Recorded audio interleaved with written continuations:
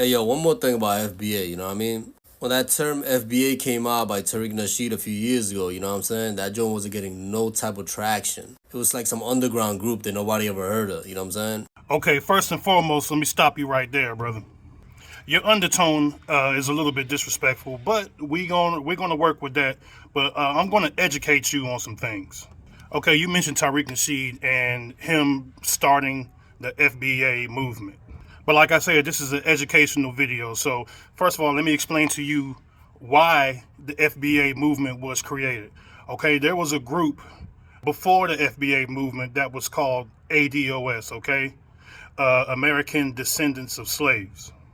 And a lot of people was riding that ADOS wave at first, a lot of black Americans, okay, because they had a lot of information, they had a lot of data, and they was dropping a lot of knowledge as far as what's owed and as far as what needs to be done to correct the situation that black Americans are in. But once the ADOS organization, because they are organization, once the leaders of the ADOS movement started talking about uh, using democratic talking points, and they started showing us that they are democratic shields, that they work for the Democrats. They started talking about government jobs guaranteed and voting for Democrats, and they started saying things like ADOS is not a lineage, we are a group, and you have to go through us. And particularly the people were named Tone Talks and Yvette Carnell, I believe. Those are the two quote unquote leaders of the ADOS movement. Okay, once they started saying that this is a organization that we are the leaders of and you need to come through us and we want you to vote for the Democrats for federal jobs guarantee and all of that stuff, they started losing traction. Tariq Nasheed came with the FBA thing and pretty much countered that and deaded that whole ADOS movement. Now, you say that the ADOS, you say that the FBA uh, had no traction. That's absolutely false. Out the gate, the FBA had traction because it was riding on the ADOS wave, but it shut the ADOS down because FBA is a movement about our lineage. It's not we're not a fringe group, okay? We don't have any leaders. Yes, Tariq Nasheed came up with the term FBA, and I'm going to explain why. Uh, if you're familiar with the works of Dr. Claude Anderson, he is definitely a someone that we look up to as Black Americans. He's a hero of ours. Well, Dr. Claude Anderson used to describe Black Americans as native blacks, but that caused a lot of confusion because native blacks, people got confused and say, well, what do you mean, Native Americans, Indians, and are you talking about the dark-skinned Indians, the red Indians? So native blacks was kind of confusing. So Tariq Nasheed decided to go by the term FBA. Foundational Black Americans had a little bit of a better ring to it. It was a little bit more understandable. And the most important, people could not leech off of it. So as far as FBA coming out and not having no traction, you're wrong about that. So Tariq's a slick dude, you know what I mean? He make money over these guys that follow him because they don't read much. Another shade thrown in FBA, but that's all right. I'm not going to take offense to that. But let me just say this: FBA are some of the most informed people on this planet. Okay, we do a lot of studying, we do a lot of reading, we travel abroad, we go to different countries and we study. So the fact that we don't read much, that's an absolute false, and it's just a shot thrown out of pure malice. That's my opinion.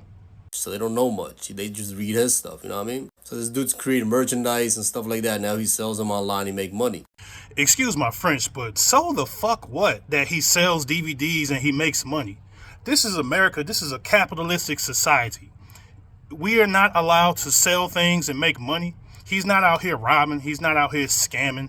He's not out here doing any of these things. He's making a product and he's selling it. There's nothing wrong with that. Fat Joe makes a product and he sells it. You understand what I'm saying? So stop counting people's pockets, dude. That's whack as fuck. He makes DVDs, he make money. He tried to be a rapper, that didn't work out, but they still bought some of his songs, made some money. So how can he get some more attention for his brand, which is FBA? He wants to pin African Americans against Hispanics, and that's exactly what he did. You know what I mean? Okay, you say he want to pin African Americans against the Hispanics. First of all, that's a bad faith argument. It's not true. Second of all, is a complete and flat out lie. And you talk about putting one group against another. I'm sorry, but if I'm not mistaken, some of the most racist ideologies runs within the Hispanic community. Am I not lying about that? Medo la raza, whitening the race. Racism runs rampant within the Hispanic community. So you can't blame Tariq Nasheed for a divide that was already there. Dude, you say you from the Bronx? You know how many stories I done heard about Latin kings slicing up black dudes and shit and cutting their face and all this type of shit in the prisons and wherever. He is not creating a divide, and he's not trying to put black Americans against Hispanics.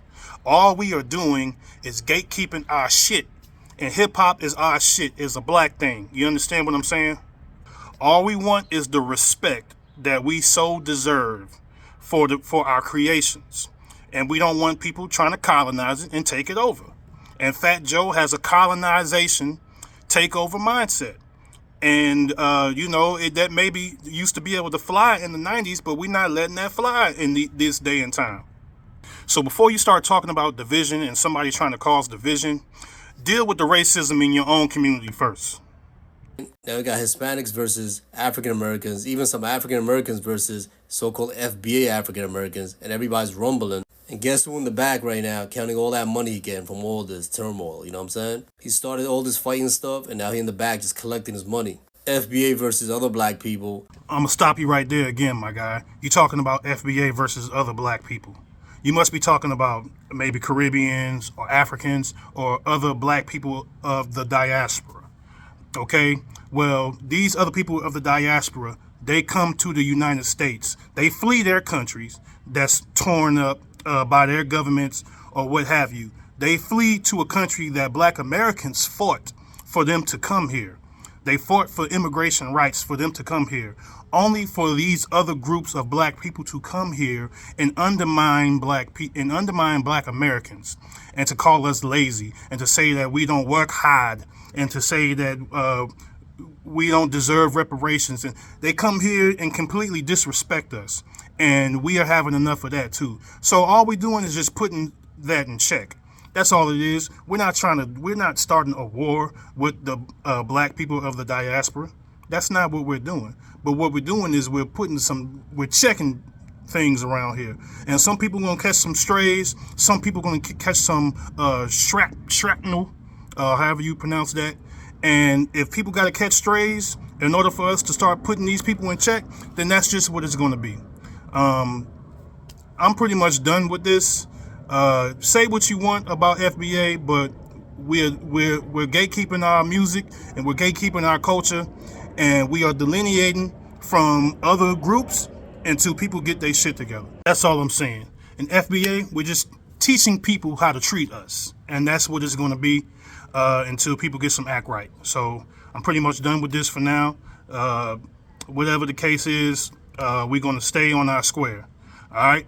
So peace.